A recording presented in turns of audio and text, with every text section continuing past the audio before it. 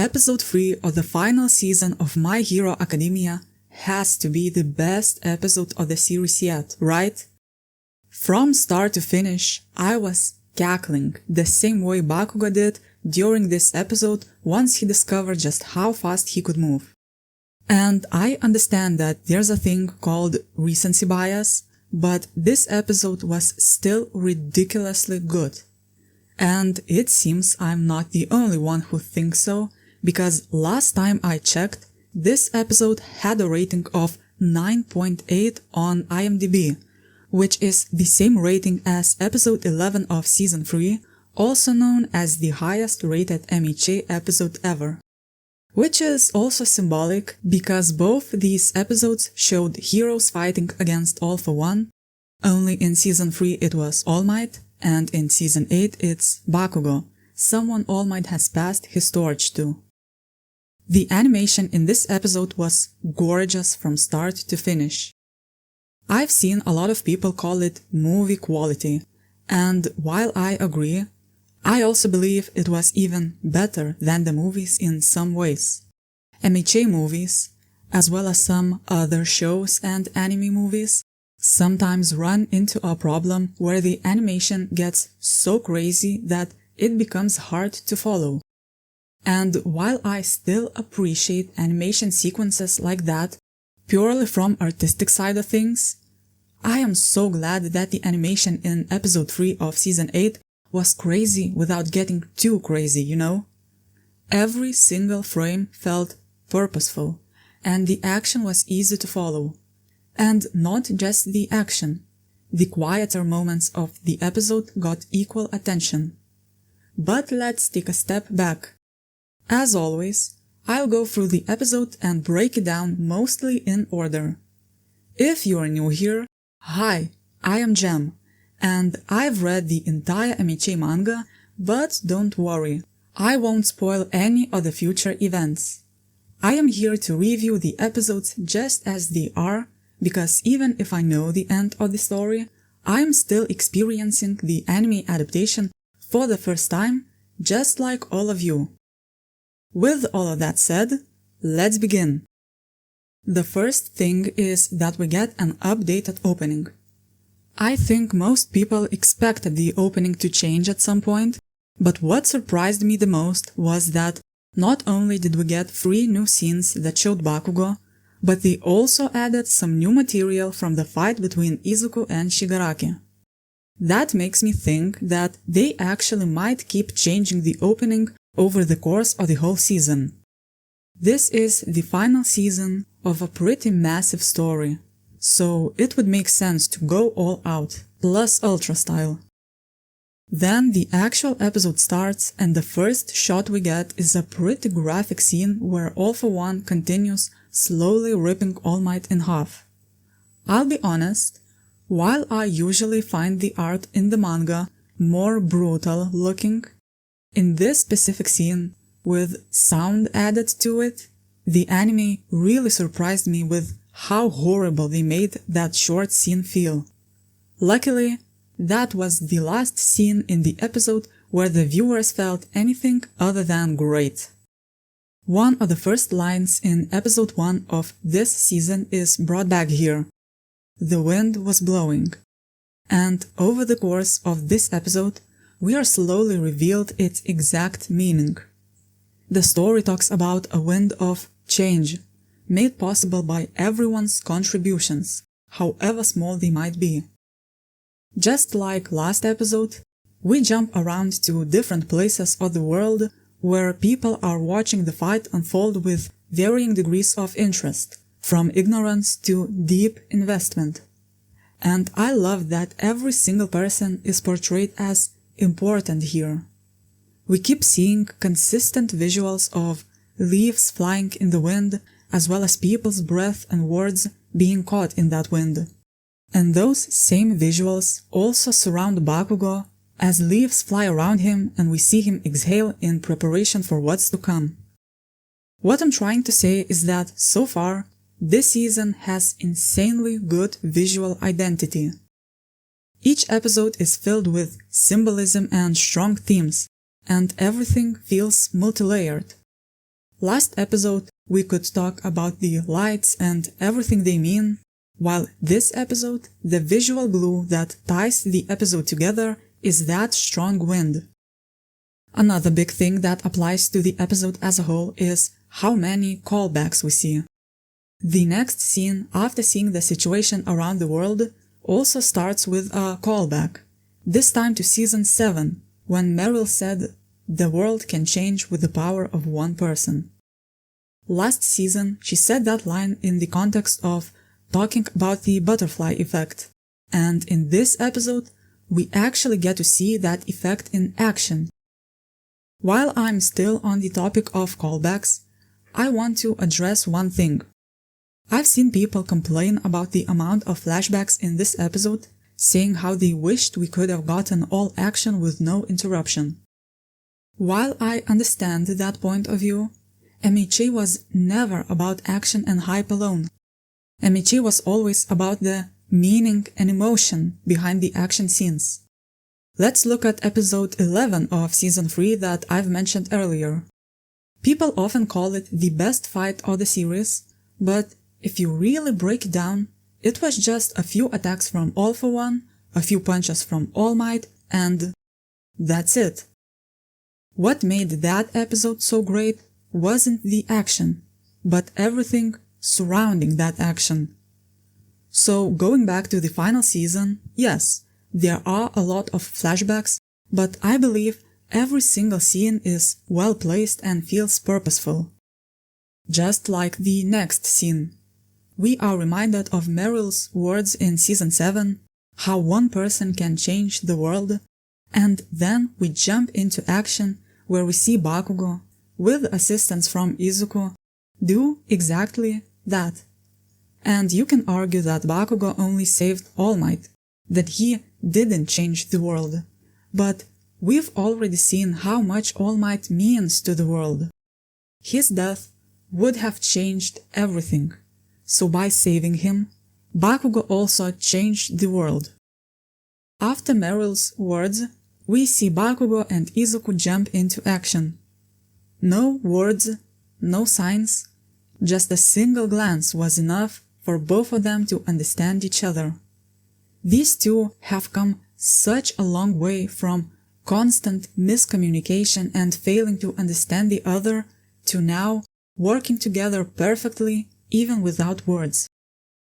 And then we get the moment I teased in my previous video, when I said that this episode would have one of my favorite moments in the entire story, and that is Bakugo finally taking Izuku's hand. In terms of screen time, it was such a quick moment, but its significance is so huge that it should be a separate video, honestly. Reaching out your hand is one of the most prevalent images in MHA. Sometimes it's reaching out your hand to help, other times it's reaching your hand towards a dream, and we even saw a twisted version of that when All for One reached out his hand to Tenko. The whole divide between Bakugo and Deku also began with the reached out hand being slapped away. Back then, these two didn't understand each other, but now they do. Now, Bakugo refuses to make the same mistake again. So, when Izuku reaches out his hand, Bakugo takes it.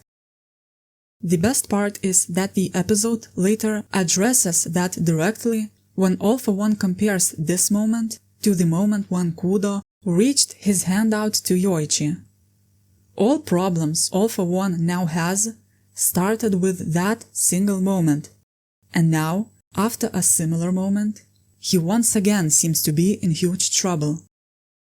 Obviously, I could talk about 10 different things here, like the fact that this move simply looked cool and was animated beautifully, or that it's a move that we've seen Bakugo use before, only now Deku's the one doing it.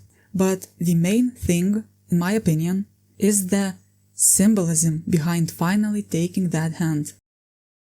The next thing I want to talk about is the relation between One for All and Night Eye's prophecy.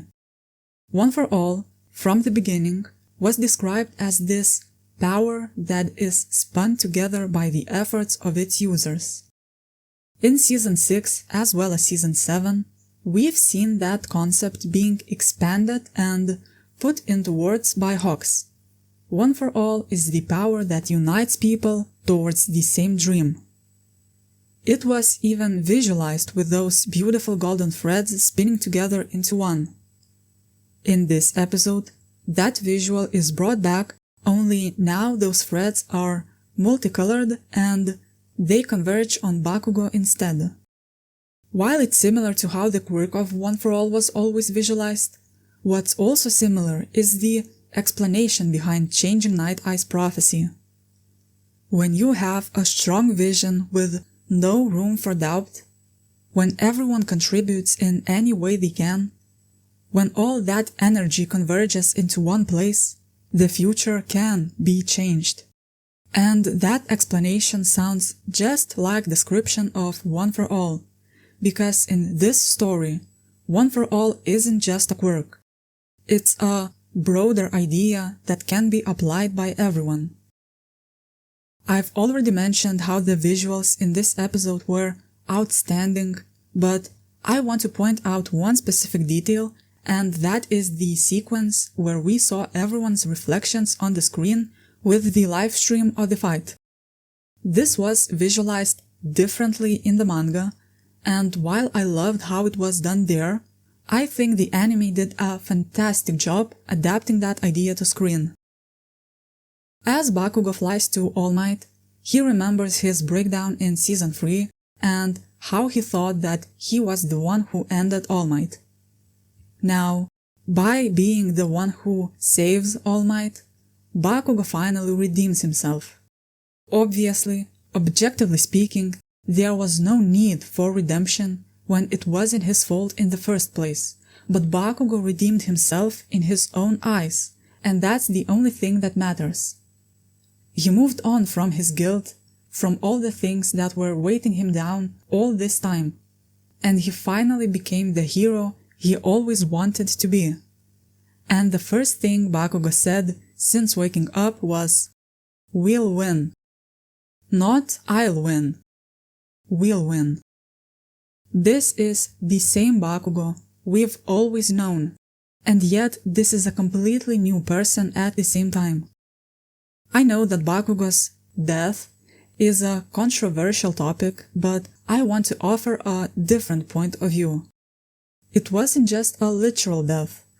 It was also a symbolic death of the old Bakugo, and the person we see now, the person who rose from the ashes like a phoenix, is someone who's fully gotten rid of the things that used to hold him back and is now the image of a greatest hero. After All Might is saved, we get another hallucination with Night Eye. For me, personally, that was another standout moment when it comes to meaning and symbolism. I have no words to describe how much I loved the line, "It's true that your dream ended there, and then a promise remained." This moment had such a long build-up. All Might's death was hinted at from the very beginning of this story, even if back then the viewers had no concrete information, and the prophecy was revealed only in Season 4. But what's more important are all the promises. In Season 3, Izuku's mom made All Might promise to live and raise Izuku properly. Later that season, All Might visited All for One and told him he won't die, that he can't be killed. In Season 4, All Might and Izuku made a promise to twist the future together so that All Might could watch Izuku become the hero he's meant to be. If my memory serves me right, I think it was Season 5 when we got a conversation between All Might and Aizawa, where All Might admitted how he decided to live, yet he still feels useless, and received some encouraging words from Aizawa about how people still need him, even if he's retired. I'm sure there might be more scenes that I'm forgetting, but my main point is that the promise to live was focused on quite a lot, so Night Eye's line was perfect here. Even if All Might's era ended, his promises remained, because he is not just All Might the hero. He is also just Yagi Toshinori, the human, and humans don't go to die so readily. I also loved how the story included just a bit of comedy into this scene. Earlier seasons of MHA used to be so bright, and while everything, starting with season 6, is great, some of that lightheartedness is definitely missed. I also love that the joke about mentors dying before passing the torch and Night Eye replying that this only happens in comics ties to the backstory of All For One and Yoichi, and how we've also seen both of them relate their actions to what they have seen in comics. The second joke in this scene was All Might wondering to himself, "What am I making this hallucination say to me?" It's a pretty common trope to have your characters interact with people they have lost in some kind of dreamscape. So I love how MHA actually addressed that, yes, when you really think about it, it is a little bit weird. Next, the episode moves on to the rooftop scene with All Might, Bakugo, and Edgeshot. I could count on one hand how many times Bakugo was polite in this entire story, and when he thanked Edgeshot for keeping him alive, it was one of those moments. I also want to point out that while it isn't the first time we see Bakugo say thank you, this is the first time where he does that clearly, instead of mumbling under his nose. What Edgeshot did was huge, and I love how the show reminds the viewers of that through Bakugo's clear and loud grateful response. Here we also find out that Bakugo wasn't waking up from the CPR that Edgeshot was doing. What brought him back was his own quirk. This is another pretty interesting detail. It's a pretty common trope to have rivals who symbolize talent versus hard work. What's beautiful about MHA is that both Izuku and Bakugo can be described by both. Izuku received one of the best quirks in the world after a chance meeting, but he earned that quirk and learned to use it through hard work. Bakugo was born with a powerful quirk, but he worked just as hard to make it stronger and polish it to perfection. In any other story, a character being brought back to life by their own power could feel cheap, but because MHA put so much care into writing powers, Bakugo being brought back by his own explosion not only doesn't feel cheap, but it also feels better than simply being resuscitated by Edgeshot. This feels earned. Next we get another epic moment that was, and still is, one of my favorite in the entire series, and that's the metaphorical passing of the torch, from All Might to Bakugo. All Might remembers the Season 1 Bakugo, how he'd declared he would surpass All Might. And now, as he looks at this kid, All Might sees that Bakugo achieved his goal. All Might asks Bakugo to come closer and offers him a gauntlet from his armor, a piece that was modeled after Bakugo's quirk. I love how that sequence was animated. You can see how hesitant Bakugo is from his slow steps and from the slight waver in his hands, because to him, this moment is more significant than any words could ever describe. All Might acknowledges Bakugo by using his full hero name, because that's what Bakugo now is in All Might's eyes. His hero. He also says that the gauntlet isn't functional anymore, now it's just a brace, and he's apologetic he can't give Bakugo more. What All Might doesn't understand is that to Bakugo, this moment means everything. In Bakugo's eyes, All Might has already given him so much. Bakugo and Izuku both admired All Might equally, and finally we get a payoff for that specifically when it comes to Bakugo. All Might had given Izuku his quirk, but here he gave Bakugo his acknowledgement. He passed on his torch to another person. So because of all of that, for the first time in the entire story, Bakugo smiles. Not a smirk, not a grin. It's a pure, precious, childlike smile. I usually hate making bold statements like that, but this might be my favorite single panel from the entire story precisely because of all the context behind it. It doesn't matter how many times I rewatch or reread that part, my heart always aches when I see that pure smile. And a small cherry on top is that this was another moment of a hand being reached out and taken. This was the half point of the episode.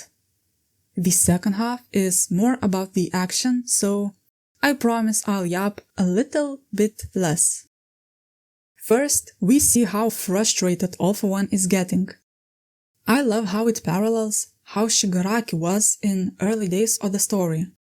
He used to get frustrated beyond reason at the tiniest inconvenience and blame everyone around him. Shigaraki grew out of that eventually, but now that's exactly how All For One is acting. This almost out-of-character moment really shows the audience just how much he is slipping.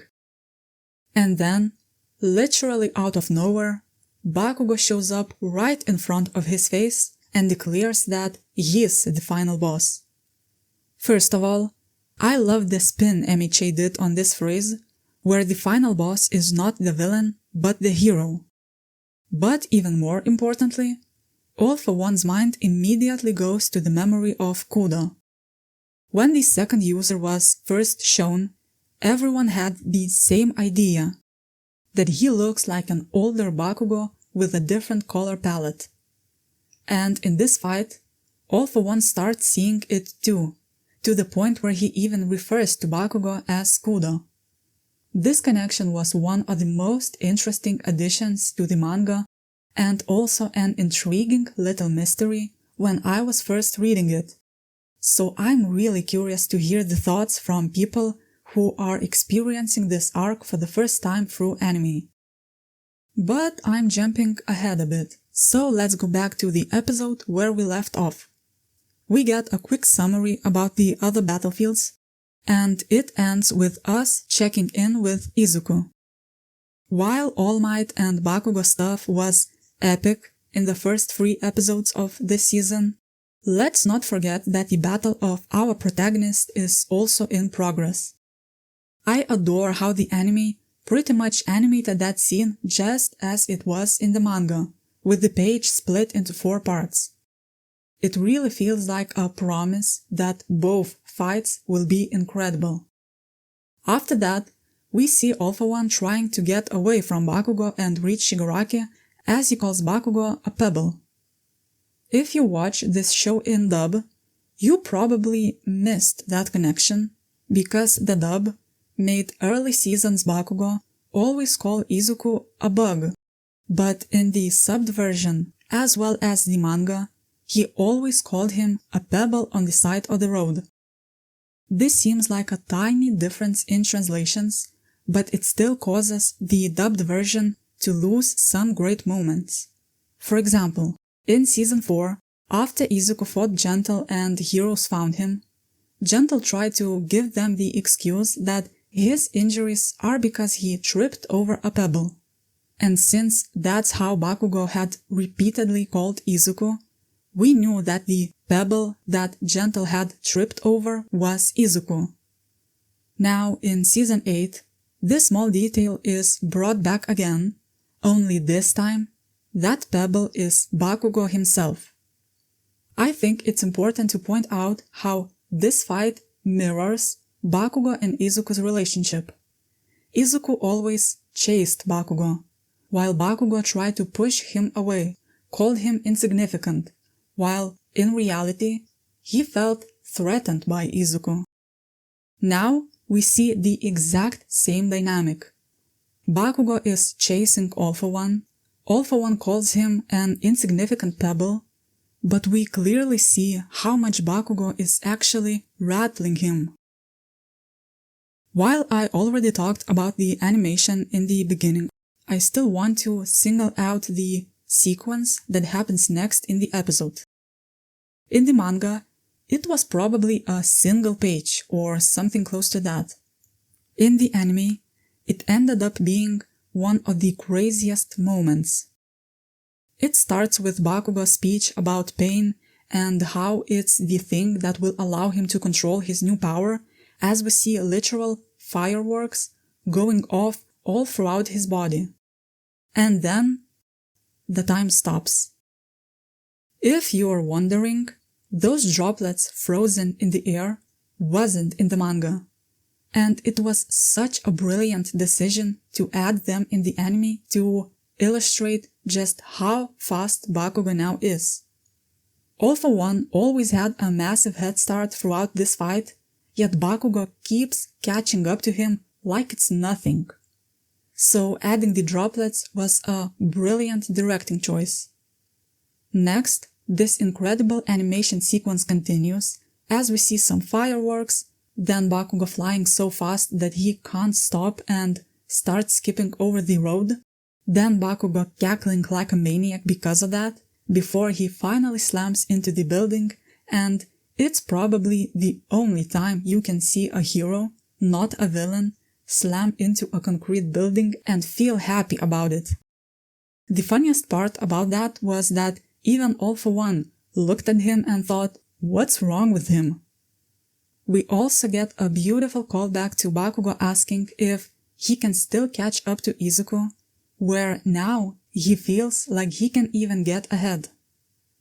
Basically, everything about this sequence was perfect. Another small but very sweet moment that was included in this episode is Katsuki's parents watching the fight. The poor dad can't bear to watch it, while the mom says that they must, because Katsuki must be grinning like he always does. And in the next shot, we get to see that he absolutely is grinning, and he looks way scarier than All For One.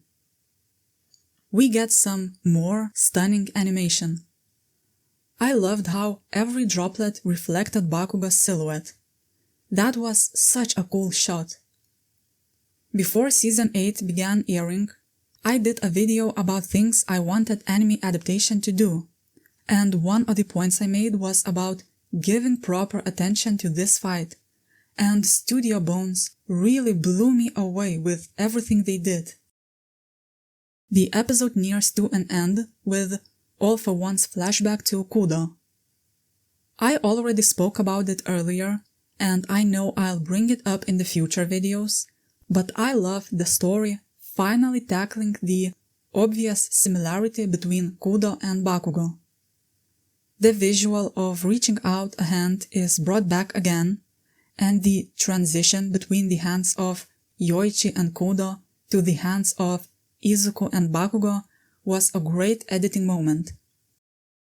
Like I mentioned earlier, All For One is losing his mind here and refers to Bakugo as Kudo, to which Bakugo gives an absolutely legendary response. Not only does he call All For One an idiot to his face, but he also calls himself Kachan. I remember losing my mind when I first saw it in the manga, and the anime recreated it even better. It was also a nice touch how, in the end, Bakugo's face transitions to the All Might's card from the ending. It was probably an accident, but it ended up looking perfect. I already spoke a ridiculous amount of time, and yet I still feel like I don't have enough words to describe how good this episode was. I also feel like I forgot about at least a few points that I wanted to bring up.